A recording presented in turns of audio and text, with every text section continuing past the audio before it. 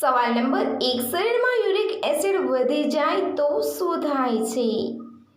એનો જવાબ છે જ્યારે શરીરમાં યુરિક એસિડનું સ્તર વધે છે ત્યારે સાંધામાં ક્રિસ્ટલ જમા થવા લાગે છે, જેના કારણે ગઠિયા, સાંધામાં તીવ્ર દુખાવો, સોજો, કિડનીમાં પથરી અને કિડની ફેલ થવાનો ખતરો વધી જાય છે.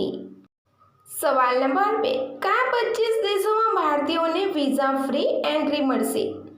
એનો જવાબ છે ભારત સરકારના વિદેશી મંત્રાલયના વર્તમાન 2026ના આંકડાઓના મુજબ દુનિયાના 27 દેશો એવા છે જ્યાં ભારતીય પાસપોર્ટ ધારકો પૂરી રીતે વિઝા ફ્રી એન્ટ્રી મળશે, જેમાં Nepal, Bhutan, Maldives, Thailand, Malaysia, Kazakhstan, Oman, Qatar, Macau, Mauritius, Sri Lanka, Fiji, Iran, Barbados, Dominica, Grenada, Trinidad અને Tobago, Haiti, Micronesia, Kiribati, Rwanda, Tunisia, Senegal, Vanuatu, Mauritius વગેરે સામેલ છે.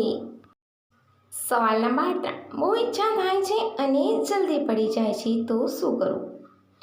એનો જવાબ છે ધીરે ધીરે કરવું, પેશન્ટ રાખવું.